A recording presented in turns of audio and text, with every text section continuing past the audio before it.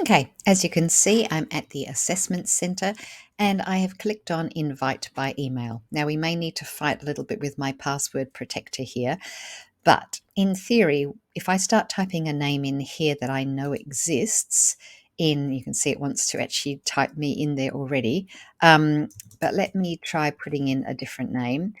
And you can see that as soon as I start typing in a name, if someone that the system already recognizes is in the system, then you can use that name straight away.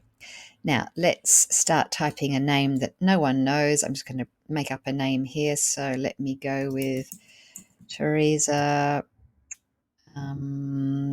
Let's call her Teresa Smith, shall we?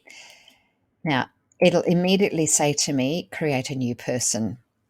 So here we would actually type in the person's name, Teresa Smith, and we're going to put in here Teresa, I don't know, let's go 2567 at hotmail.com. All right.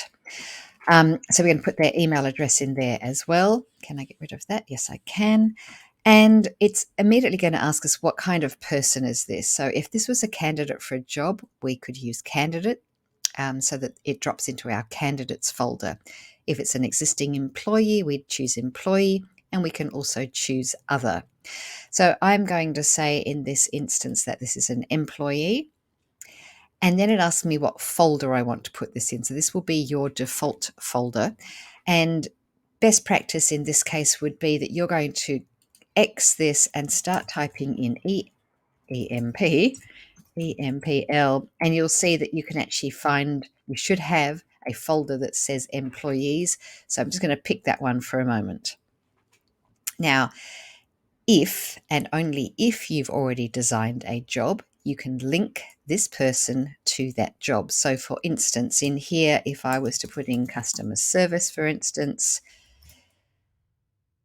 here's a customer service role, I could append this person's behavioural assessment to that job so that they're automatically linked to each other.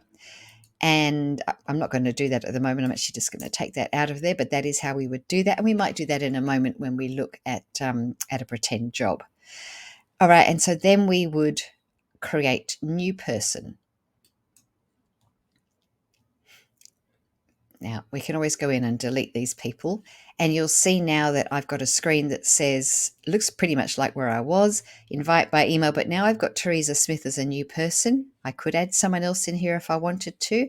In this instance, I'm going to click next, and now it's asking me which assessments I want to send to Teresa. So at the moment, we're only talking about behavioural assessments. I want you to ignore the fact that over here on the right-hand side, it says cognitive assessment. We're going to cover that one in a separate PI Power half hour. So I would say, yes, this is the one I want to send. I click next. This is pretty much follow your nose, isn't it? And then you'll see that you've got some default settings here. You can edit this message, make it much more personal if you want to.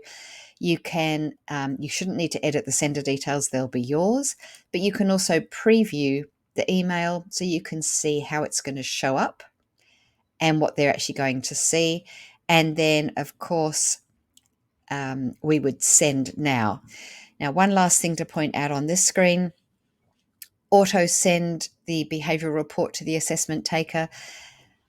Unless it's maybe a family member that you just want to send it straight back to, I wouldn't click this because obviously what we want to do is be able to debrief a person's report in person so that they get more value from it rather than just reading it on a piece of paper. But there is an option right there for you to auto send the report straight back to the person the minute they complete it. All right, so that's how we send an assessment by email.